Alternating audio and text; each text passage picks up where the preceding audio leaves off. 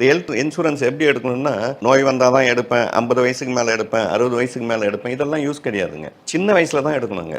நோய் இல்லாதப்போ தான் எடுக்கணுங்க. அப்போ தான் உங்களுக்கு அது பெனிஃபிட்ஸ் நிறையா இருக்குங்க. இப்போ இந்த வருஷம் நீங்கள் 5 லட்ச ரூபா போடுறீங்க. இந்த 5 லட்ச ரூபா நீங்கள் வந்து கிளைம் பண்ணல. ஹெல்த் இன்சூரன்ஸ் போடுறது நல்லதுங்க. கிளைம் பண்ணலாம் ஹாப்பி தாங்க. நமக்கு நோய் இல்லை, நமக்கு எதுவும் பிரச்சனை இல்லை, சந்தோஷமா எடுத்து ஐயோ நான் வந்து 30,000 கட்டிட்டேன், 40,000 கட்டிட்டேன்னு கவலைப்படாதீங்க. நமக்கு நோய் இல்லை, ஹாப்பியாக இருக்கும். ஆனால் சேஃபுங்க. கம்பல்சரி அது வந்து ரொம்ப மஸ்ட்டுங்க. அப்போ பார்த்தீங்கன்னா இந்த வருஷம் நான் வந்து 5 லட்ச ரூபாய்க்கு எடுத்திருக்கேன், எனக்கு எதுவுமே இல்லை அப்படின்னா எனக்கு நெக்ஸ்ட் இயர் வந்து பார்த்தீங்கன்னா நிறைய இன்சூரன்ஸ் கம்பெனி என்ன பண்ணுறாங்கன்னா 50% போனஸ், 25% போனஸ், 10% போனஸ்ன்னு கொடுக்குறாங்க. இப்போ நான் இந்த வருஷம் எதுவுமே நான் கிளைம் பண்ணலாம், ஆட்டோமேட்டிக்காக எனக்கு நான் 50% போனஸில் எடுத்திருந்தேன்னா நெக்ஸ்ட் இயருக்கு அது எனக்கு 7.5 மாறி போயிடுங்க. அப்போ 2.5 லட்ச ரூபாய் எனக்கு கூட வந்துடுவாங்க. அப்போ இந்த மாதிரி எதில் எக்ஸ்ட்ரா போனஸ் கொடுக்குறாங்களோ அந்த மாதிரி ஹெல்த் இன்சூரன்ஸாக நம்ம வந்து கிளைம் பண்ணி, இதுக்கு முன்னாடி எல்லாம் பார்த்தீங்கன்னா கேன்சருக்கு, சுகருக்கு, இதுக்கெல்லாம் இல்லாமல் இருந்ததுங்க.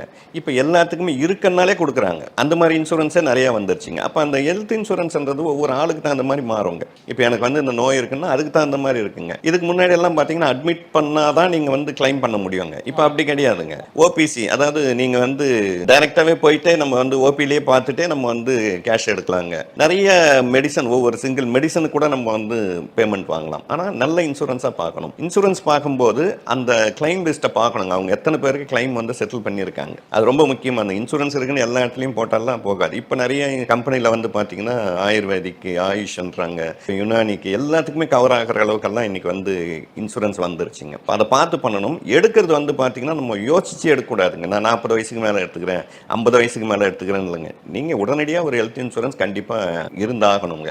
அது இருக்க இருக்க என்ன உங்களுக்கு பெனிஃபிட்னா, நீங்கள் கிளைம் பண்ணலன்னா கூட உங்களுக்கு அந்த போனஸ் வந்து இன்க்ரீஸ் ஆகி போயினே இருக்குங்க.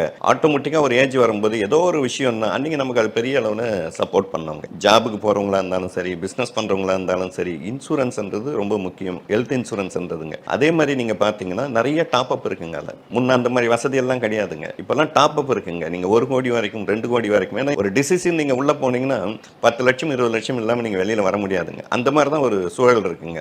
அன்னைக்கு வந்து நம்ம வந்து அதை பற்றி யோசிக்கிறது தப்புங்க. அப்போது ஒரு டாப் அப் நீங்கள் ஒரு 5,000 ரூபாய் கொடுத்தீங்கன்னா, இப்போ 5 லட்ச ரூபாய்க்கு நீங்கள் இன்சூர் எடுக்கிறீங்கன்னு வச்சிங்களேன், ஒரு 5,000 என்ன ஒரு அமௌண்ட் இருக்குங்க, ஒரு ஸ்மால் அமௌண்ட் இருக்குன்னு வச்சுங்க. அதை நீங்கள் கட்டினீங்கன்னா நீங்கள் 1 கோடி வரைக்கும் எடுத்துக்கலாங்க. இந்த மாதிரி நிறைய பெனிஃபிட்ஸ் அதில் வந்து இருக்குங்க. அந்த மாதிரி நம்ம எல்லாருமேங்க இன்னைக்கு ஜாப்ன்றது வந்து பார்த்தீங்கன்னா எல்லாருக்கும், அது கவர்மெண்ட் ஜாபாக இருந்தாலும் சரி, ப்ரைவேட் ஜாபாக இருந்தாலும் சரி, பிஸ்னஸாக இருந்தாலும் சரிங்க, ஒரு நிரந்தரம் இல்லாத ஒரு இடத்துல தான் நம்ம வந்து சுற்றிக்கிட்டு இருக்கோங்க. அப்படியே பெரிய பிஸ்னஸ் மேனாக இருந்தால் கூட கையில் உடனே கேஷ் இருக்குமா, இமிடியேட்டாக போய் சேர முடியுமா அப்படின்னு பார்க்கும்போது இது நமக்கு ஒரு பெரிய சப்போர்ட். அதே மாதிரிங்க கேஷ்லெஸ்ஸாக இருக்கிற இடத்துல போய் சேரணுங்க. அதுதான் நான் சொன்னேன், கிளைம் எவ்வளோ கொடுத்துருக்காங்க அவங்க, அந்த ரிப்போர்ட் கொடுப்பாங்க. அவங்க அந்த ரிப்போர்ட் போட்டாலே தெரியுங்க இவ்வளோ கிளைம் இவங்க கொடுத்துருக்காங்க, இது நல்ல கம்பெனி. அதே மாதிரி ஹெல்த் இன்சூரன்ஸாக இருந்தாலும் மெடிக்ளைமாக இருக்கும்போது போடும்போதே நம்ம வந்து என்னென்ன இருக்குன்றதுக்கு நம்ம கேட்டுக்கணுங்க ஃபர்ஸ்ட். ஏன்னா கம்பெனிஸ் வந்து முழுசாக அதையும் சொல்ல மாட்டாங்க. இப்போ ஒருத்தர் போட்டிருப்பாரு எனக்கு மெடிக்ளைம் இருக்குங்க, எனக்கு ஒன்றும் பிரச்சனையே இல்லைங்கன்னு ஒய்ஃபை கொண்டு போய் ஹாஸ்பிட்டலில் சேர்த்துருப்பாரு. யூட்ரஸ் ரிமூவ் பண்ணியிருப்பாருங்க, யூட்ரஸ்க்கு அது கவர் ஆகாதுங்கன்னுவாங்க, ஜாண்டிஸ்க்கு அது கவர் ஆகாதானுவாங்க. அப்போது நம்ம என்ன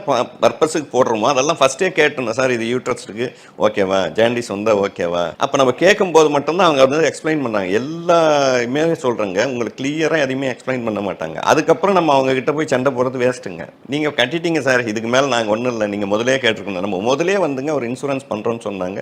அதை ஃபுல்லாகவே நம்ம கேட்டுட்டு நம்ம பண்ணும்போது என்னென்ன கவர் ஆகும் ஃபர்ஸ்ட்டுங்க. சில இன்சூரன்ஸில் ஹை கவர் ஆகும்.